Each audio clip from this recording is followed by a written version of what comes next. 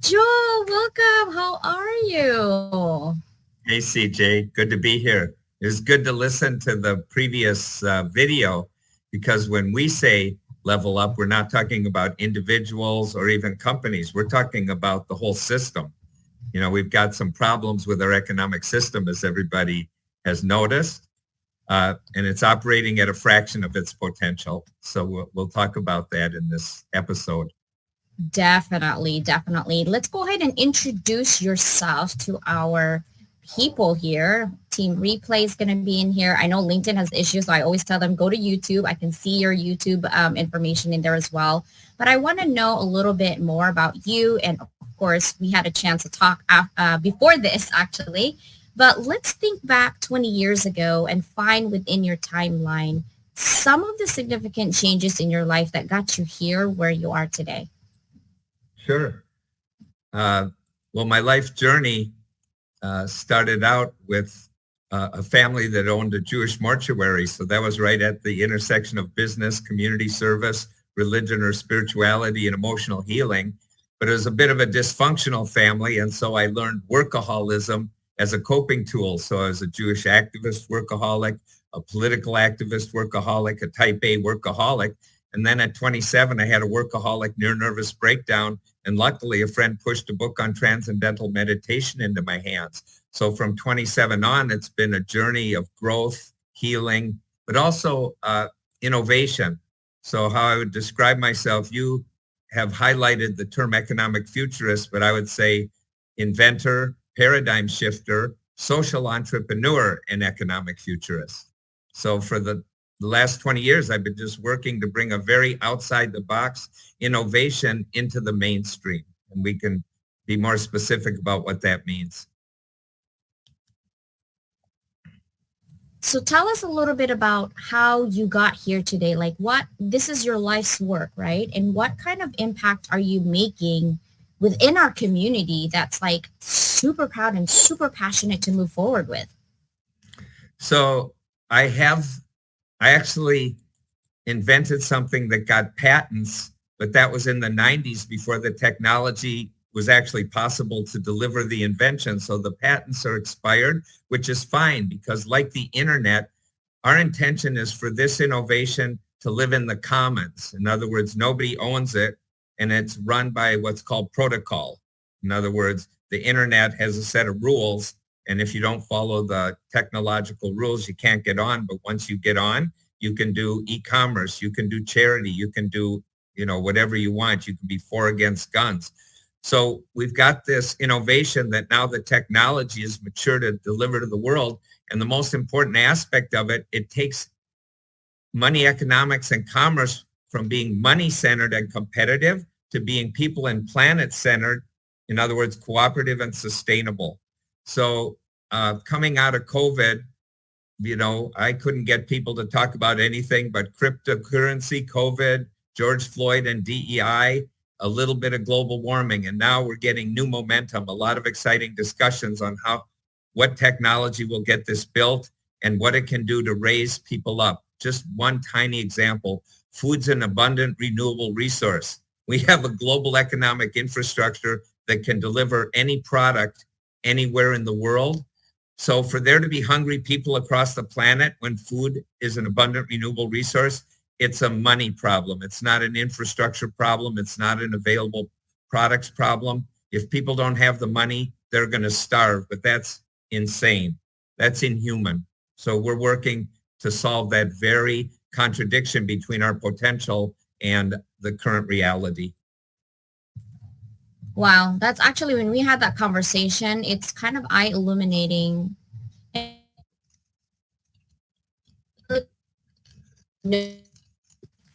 As of today, some brothers that I have across are not eating and they're having a hard time. So it's heart wrenching to me that we have all of this abundance, but yet half of the population of the world are still hungry.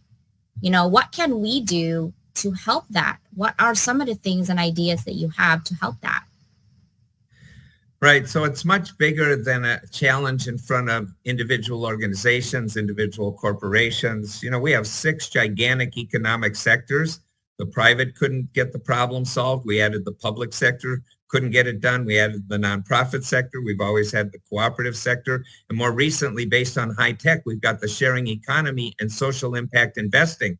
If people could see that everything that produces wealth is only advancing technology, infrastructure, human skill, knowledge, and creativity, our ability to use free and abundant renewable resources, they'll immediately see the gap between our potential and how we're doing things. So what has to be done has been done throughout history. New technology makes new forms of money possible. So there used to be just barter, then smelting made gold coins possible, then printing made paper currency possible, then computers and the internet made digital currency and e-commerce possible. We're saying this latest innovation is even beyond anything we've ever seen. It's a ledger. And you see, ledgers don't crash. Ledgers don't have inflation and recession. You can't hoard ledger entries. You can't speculate in ledger entries. So it's a little different than cryptocurrency, which is a new token on a new ledger. This is totally a ledger.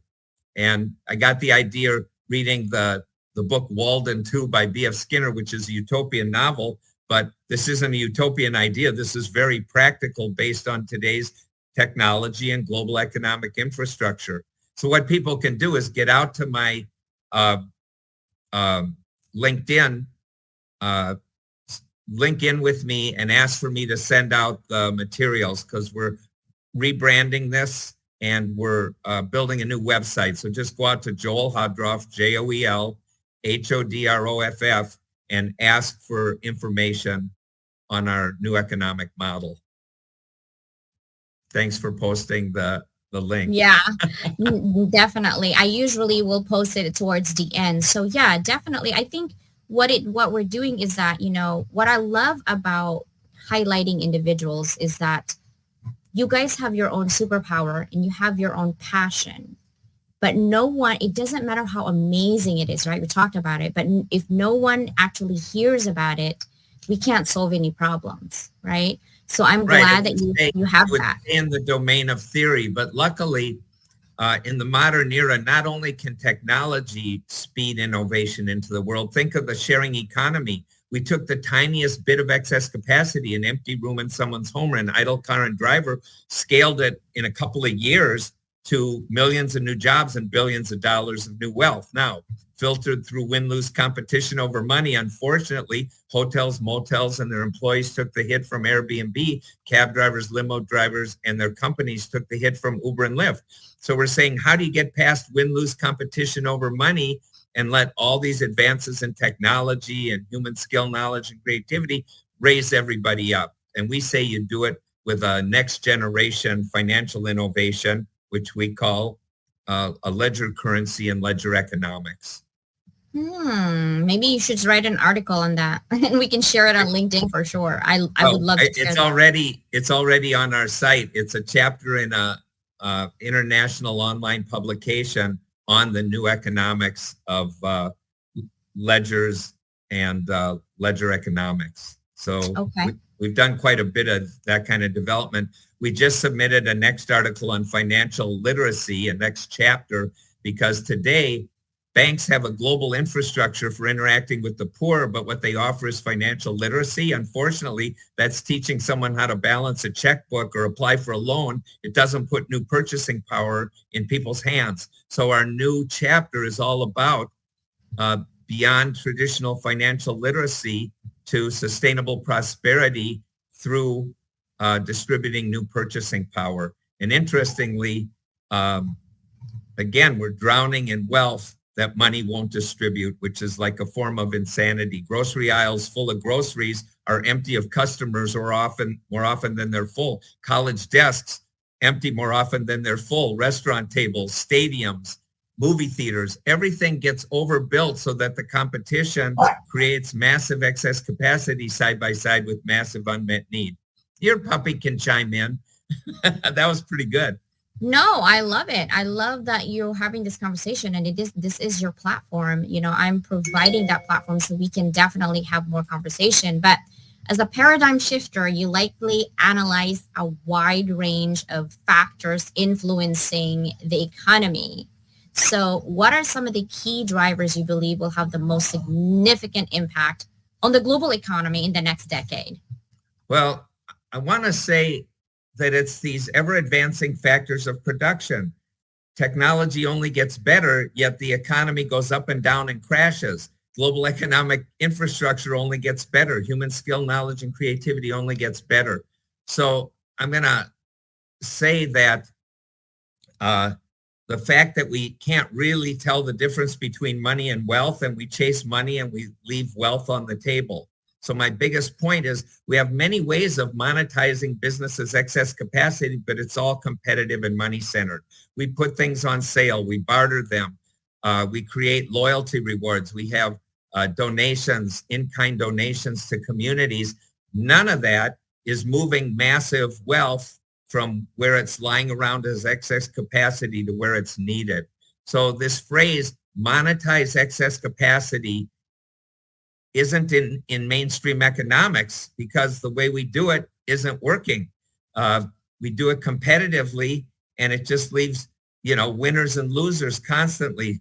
And one of the problems then, and I say we face either 2024 electoral civil war, or we could come together beyond left versus right and rise together.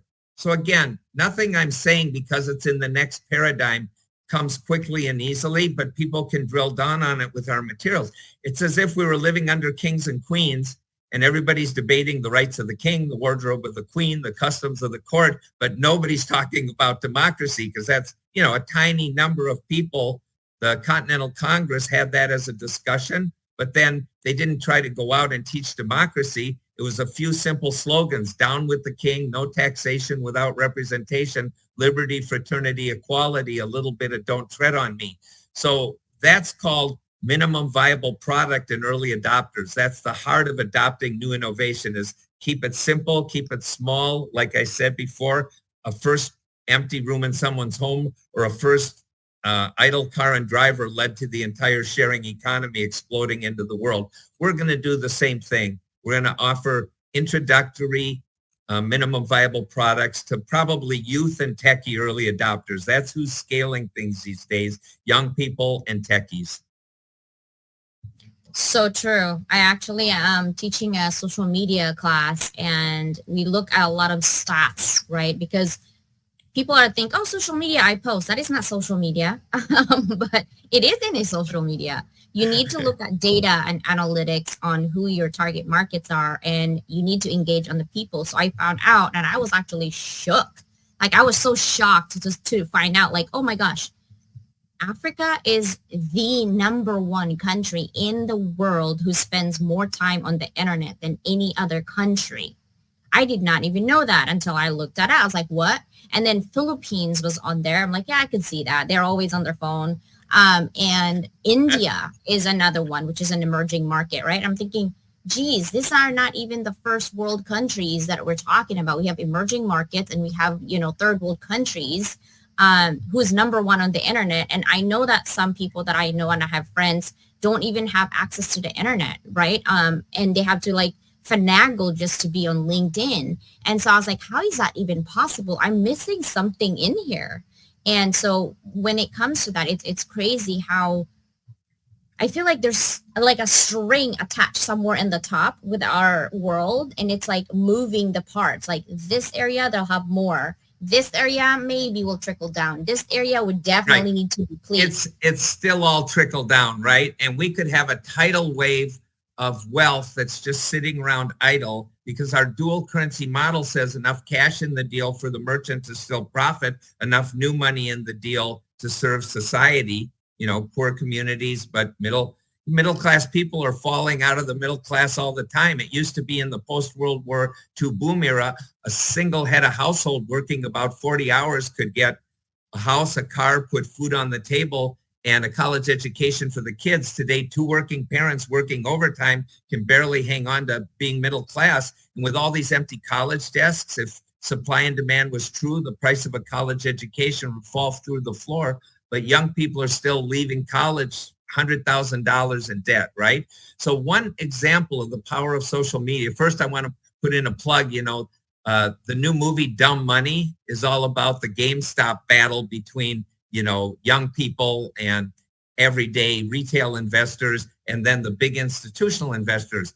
I'm not taking sides because they're all in the old money paradigm, but the movie's a lot like The Big Short that explained, $5 trillion in wealth disappeared when nothing disappeared. The 2008 crash was just the insanity of money economics because nothing disappeared, no technology, no infrastructure, no human skill, knowledge, and creativity, no raw materials and energy, no products and services. So if nothing disappeared, what happened? Well, valuations fell. So those are money games, the rise and fall of what you could sell your company, your stock, or your house for. But here's something interesting about social media. If I told you that we could flash a debate in social media from the local to the global level, we could ask people, do you want another coffee shop in your neighborhood or do you want another childcare center? And collect millions of votes in 5 minutes that the technology's already out there. Does that sound curious? No. America's got talent. Britain's got talent. The Philippines has talent. In other words, we're always flashing entertainment and then voting on it. We can do the same thing with any social, economic, or environmental issue. We can empower the population far more than voting once every 4 years between a left or a right politician. What we need to do for 2024 to be the year of global sustainable economic development is call a truce, marginalize the haters, because there's a bunch of haters, but bring the overwhelming majority of people together around new technology and a concept that we call ledger economics. The wealth is sitting there, monetize and mobilize the wealth. And I'll just say one more thing and then turn it back to you. We did this already in our country. We did it 75 years ago with no technology. We went from the Depression to full war production in 14 months without sending a single person to trade school or job etiquette school. So it's insane that instead of mobilizing people around a common vision and with a new funding source, people think, well, that was government spending on the war. No, we've had massive government spending and massive war since then, and it hasn't done a thing to raise people across our country and around the world.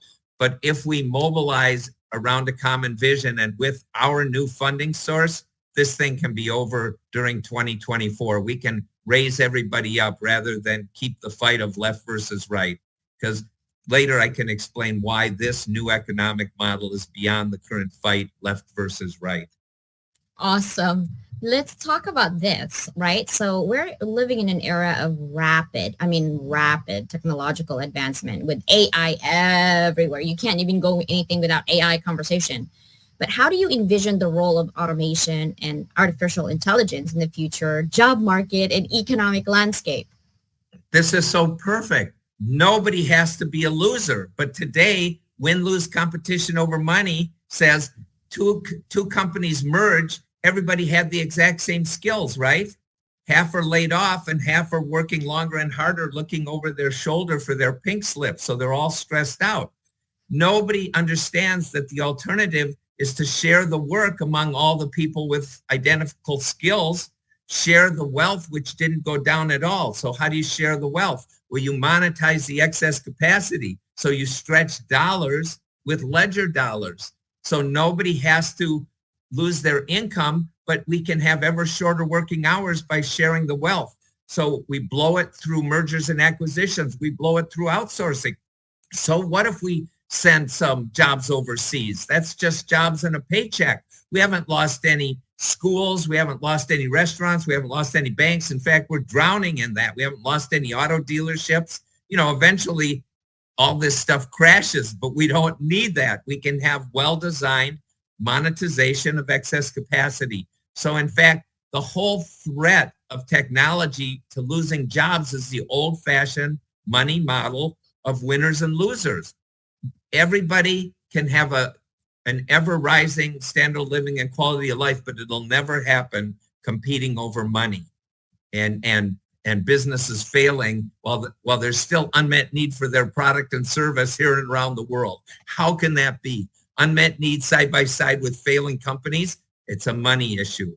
And again, nobody in economics is saying it's a money issue. They're just coming up with hopefully better values.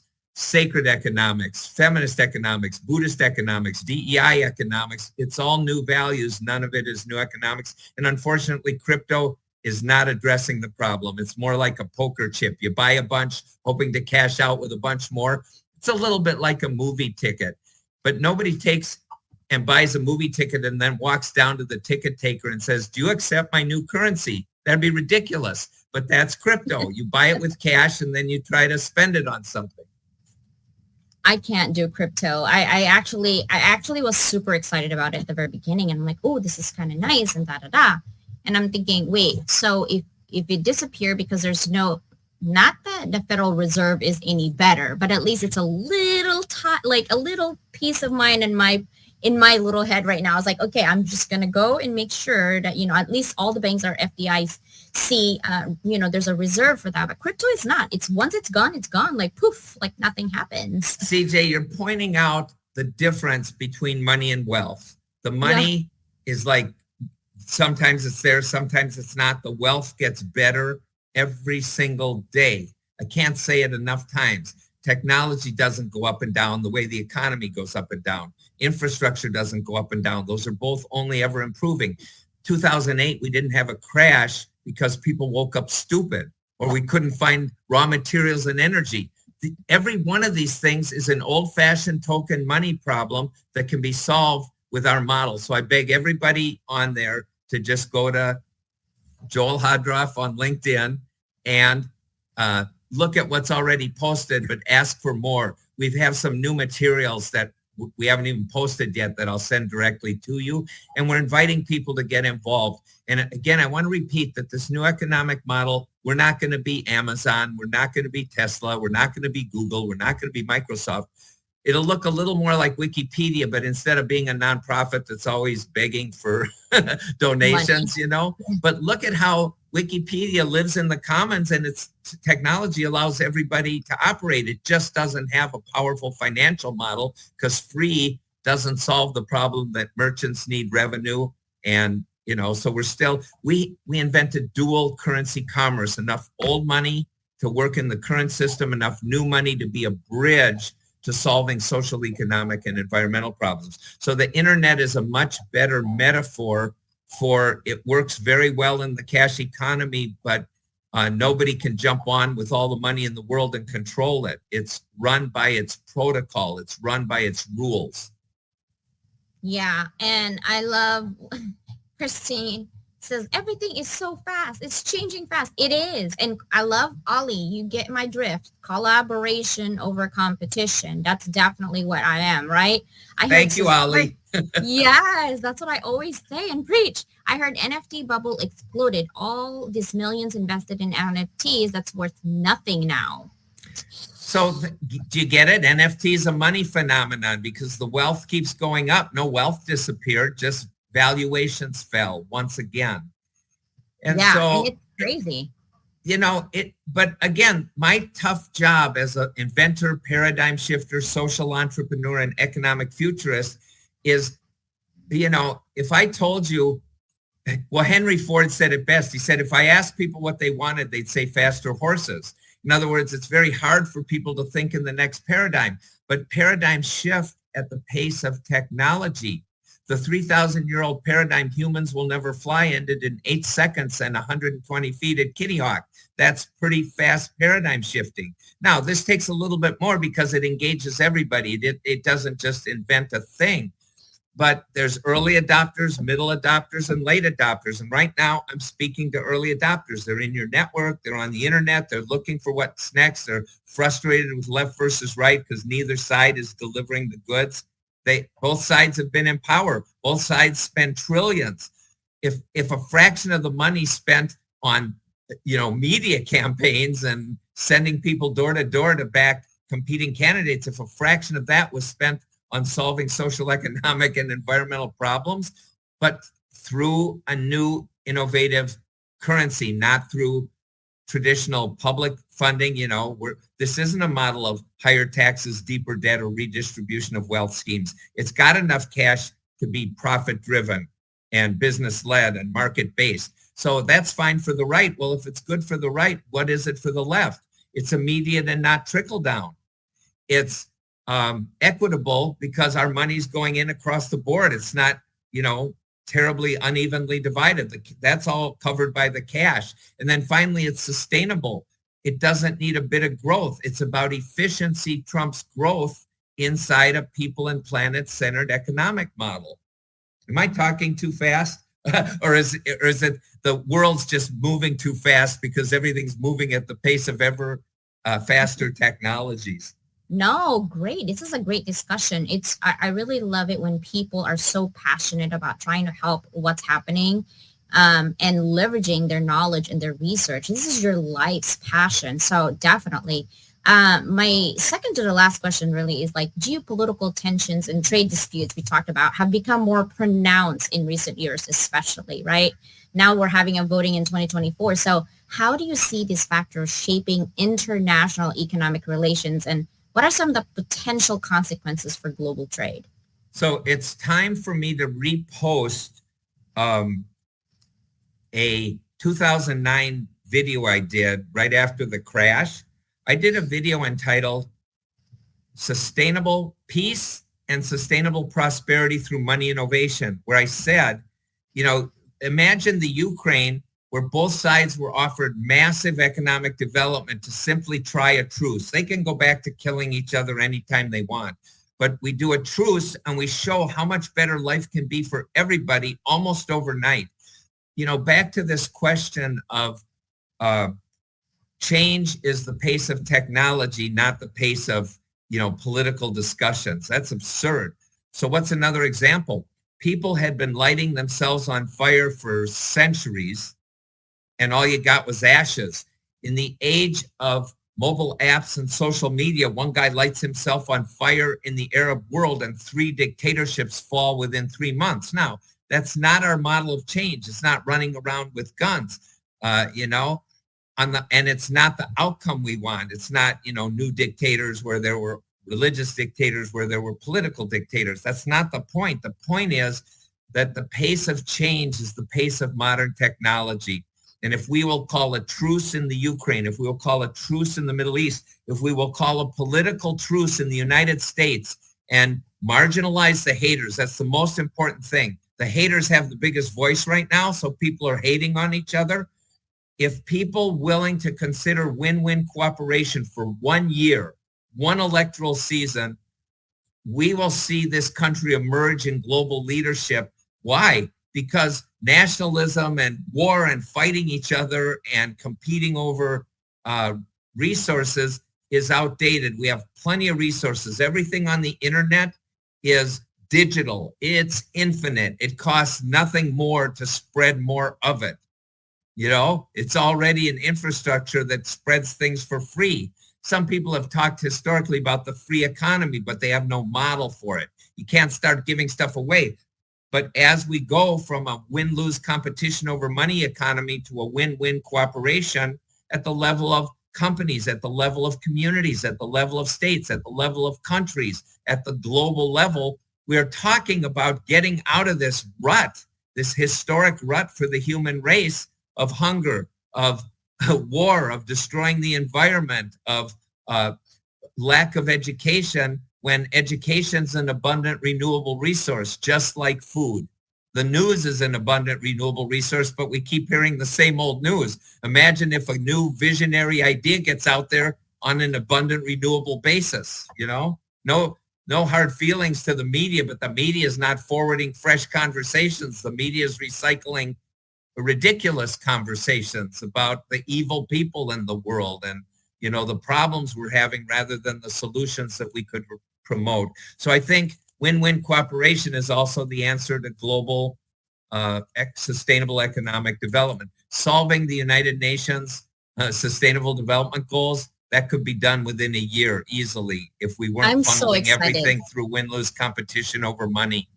Yeah, I'm so excited for that conversation because especially when you say, media is basically, repurposing it's like, I feel like they're feeding hate everything that you see in media, and I stopped watching TV, is because somebody got murdered here, someone killed here, it's always that negative, right? Like it's like tension. And I'm like, I'm not doing that.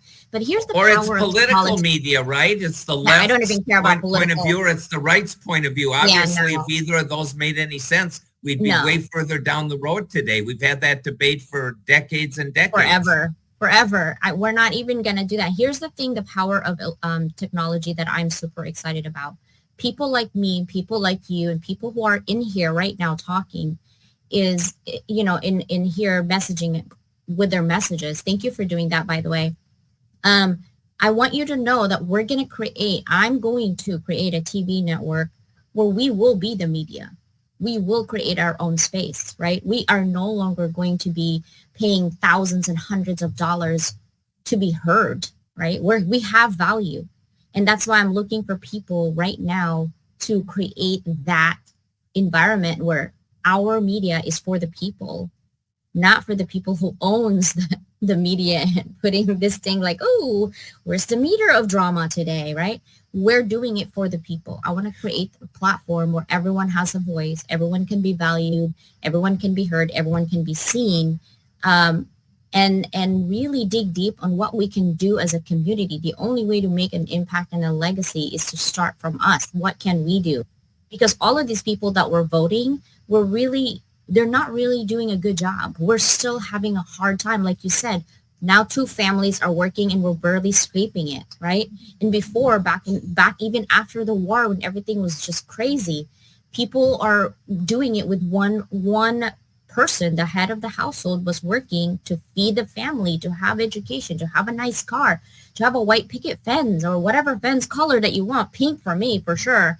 But now it's like we can't even afford a fence, okay? Like, and you work 2 jobs and you have kids and it's craziness. So it needs to stop and really get back. And this is why I'm creating the summit too, because I want to go back to that tribe, like a communal where, hey, Joel, can you send me some eggs over there? Because I don't have eggs today. I don't want to go to the store right now. And my chicken's not laying eggs, right? Or like, hey, Ollie, can you sing a song for me right now? I don't need to go to Broadway to listen, right? Like, I want that type of communal feeling. And so I think your way of doing it and shifting it is what I want to create. I want to create a community where we value people more than any of the tokens that we have, whether it's Bitcoin or NFTs or all of these, and everyone's an AI expert all of a sudden, don't even understand what that really means. Just because it's everywhere and you can use ChatGPT doesn't make you an expert. And here's the thing, who cares about being an expert anyway if your heart is not for the people? Nobody cares about that. You're right on the money, is that the values that have been running the show forever have been scarcity, competition, and winning. But you can see that the world's not winning. The world's not keeping up with all these advances in technology. And so families suffer unnecessarily. But I want to say, this is so important. Blaming the rich is a dead end. There isn't a rich family alive on the planet, A, that invented the system. Everybody inherited it. But more importantly, it's all confusion over money and wealth. What does that mean? That means there isn't a rich family alive that can eat enough food to cause anyone to go hungry. There isn't a rich family alive that can live in a big enough mansion to cause anyone to be homeless. That, no matter how many cars the rich own and how fancy they are, that doesn't deprive anyone else of transportation. See, this is a money problem, but we confuse money and wealth. It's just not it. Blaming the rich is part of the win-lose scenario. Blaming the protesters, the woke people, that's ridiculous. They're not running the show, but they're not helping when they're blaming. Buckminster Fuller has an incredible quote. He says, you do not change things by fighting the old model. You build a new model that makes the old model obsolete. But again, it's only going to be a few early adopters. This isn't about lifestyle change. This is about systems change. So when the overwhelming majority of people are debating the rights of the king, the wardrobe of the queen, the customs of the court, it's going to be a rare discussion. How's democracy going to work? What's an election going to look like? What's a judiciary, an executive, and a judiciary, executive, and legislative branch. In other words, these are inventions, these are innovations, and a handful of people are going to do the designing, like the Department of Defense and the campuses built the internet. The majority of people wouldn't have understood it. It would have sounded like science fiction. But the minute visionary leaders get out front, create the right thing, and we have trillions of dollars today going into social innovation, but it's all competitive, unfortunately, or it's all, it's even people out to change things. There's 1,000 competing women's groups in every community, 1,000 competing green groups, 1,000 competing youth elevation groups, 1,000 competing DEI groups. And all I can say is until these groups get into industry associations, and we send out an example of how Visa did it, because every bank had their own credit card at the beginning of digital currency, and Visa got everybody on a system operated by protocol. Longer discussion, about the strengths and weaknesses of that, because the visionary founder of Visa, D. Hawk, said, let's have cardholders or individuals in, let's have merchants in the system, and let's have banks in the system. And the banking industry said, are you kidding? It's our system and they're our customers. So that was a big wrong turn at a time that we could have had a system elevating all of humanity. Well, that's all we're preaching, is if we get on the same page, push in the same direction, it's going to be just like the mobilization for World War II. 14 months, nobody had to go to college or trade school or job etiquette school. We just got on the same page and moved in the same direction. It doesn't require war to have a common vision, a new funding source, and a mobilization. I know. I'm just saying, like, the right people with the right ideas, unfortunately, we don't have the financial backing. Otherwise, we're going to make it happen. We don't have a critical mass yet. We have a new model of fund one all. Imagine crowdsourcing people who think like this into your company and on your team when you're entrepreneurial. And then imagine crowdsourcing the new economy where people, again, are contributing to those. Well, we even have something designed for this system called sliding scale dual currency prices. If some people will pay higher up the cash side, some people can pay higher up the ledger dollar side. I forgot to mention all the ways people can earn ledger dollars. All the things that go unrewarded today, community volunteerism, youth academic performance or youth service learning, green activity, wellness activity, stay-at-home moms and dads. Imagine out in the economy, there's paid cooking, cleaning, shopping, laundry, chauffeuring, childcare, senior care. Why on earth would a stay-at-home mom either have to be a volunteer for her family or a welfare mother? So all of this value creation can suddenly be paid in ledger dollars, and suddenly there's more purchasing power for everything that's abundantly available. And you want to talk U.S. leadership in global economic development? After World War II, the United States rallied and led 28 countries under the Marshall Plan to rebuild Europe and Japan overnight. That was the slow, no technology, old-fashioned money economy. We're talking about U.S. leadership helping every country in the world. And for people who don't want others flooding into this country, go ahead and develop their country. Many of them would rather stay there. Go ahead and, create economic equality that doesn't put up with dictatorships, that seeks democracy in the new countries. All right. So that's just a little bit of how we've done it before. We can do it again, but we can't do it in the old-fashioned ways. No, we can't. And this is such a great conversation. You gotta have to come back again for sure. I love this conversation. I love it, and it looks like our audience also love it. I'm gonna have a lot of team replay because everyone's doing some stuff this week. But before I end, I wanted to ask you this last question. If this is your last day today on this earth, what would be your parting message to your current and future families in terms of living life, legacy, and impact?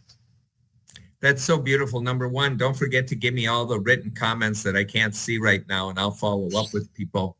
Yes.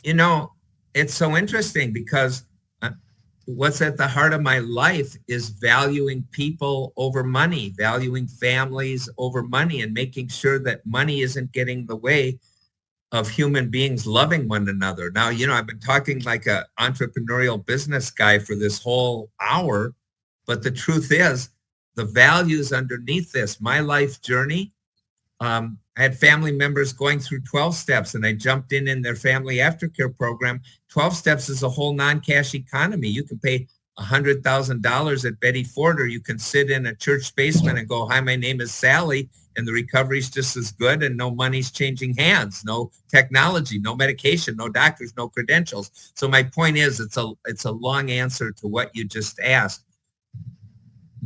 Don't follow the money. The money is misleading. Follow technology, follow human relationships, follow your higher values. You know, it's all about love one another in the end. You know, I love it. It's just That's like why you're in. That is why you're in my show, because I see people. I talk to people first before they get into my show. A lot of people DM me like, "I want to be on your show." I'm like, "I'm sorry, who are you?" Like, I need to talk to you first, because I want to have that conversation that people are so passionate about, and I want to bring that conversation to level up my community on new knowledge, or maybe even knowledge that they didn't even know at all. It's been in existence, like you've been in existence. This is very new material in many ways, right? It. But I love one another is a very old message. It's in quite a few. It's in quite a few spiritual traditions. It's not just in one or two. Imagine John Lennon, right? Seriously, that is so true. If you were, you're like, hey, tell your great-great-grandkids, because I'm sure YouTube will be there for the rest of our lives, maybe for even when we're done, right, with this lifetime and journey.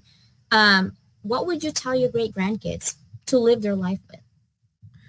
Well, so, I have every intention of making sure, and I have more and more people on the team making sure all the time, that this is the last generation that lives for money.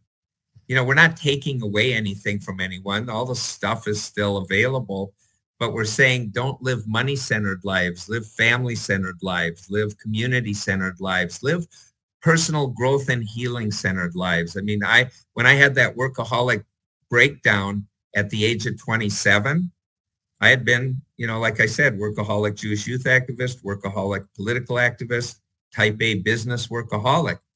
I was trying to survive because I thought that's how you get by. That's how you get ahead. That was really how I was coping with my own personal traumas.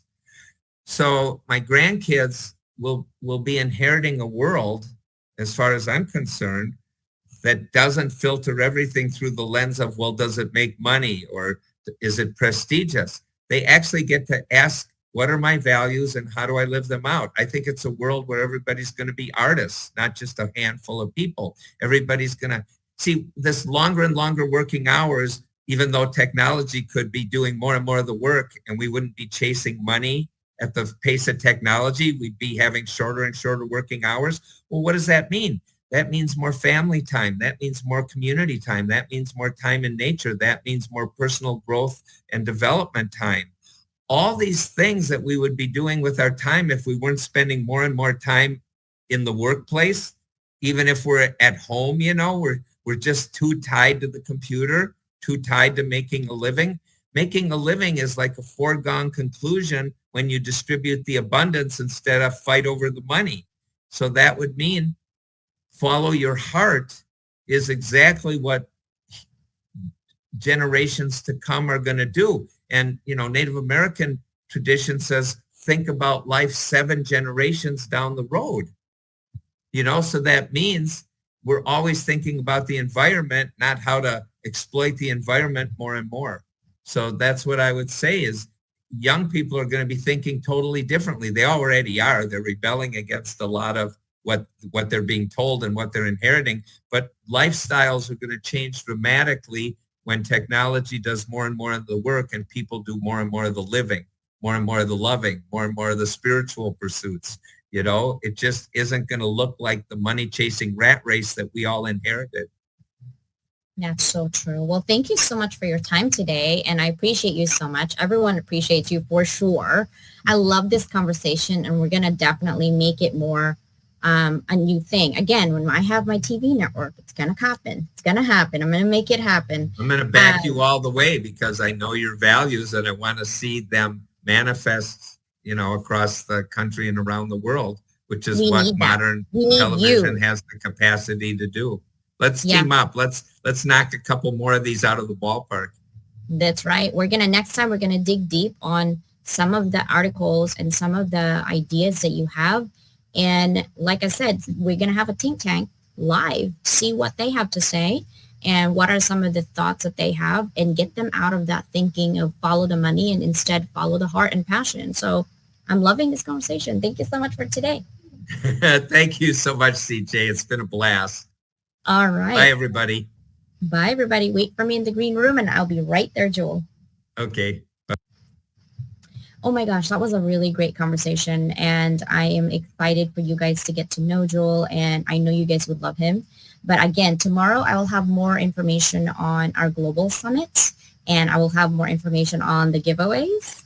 And remember, there's 30 speakers, guys. Okay, 30, 31, maybe 32. Oh, maybe we're adding more people in there. Myself and Kofi is going to be there.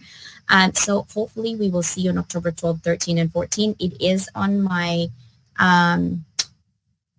my featured, but I'm also going to, it looks like when I muted, I had to mute, okay, because I had to scream to my puppies over here.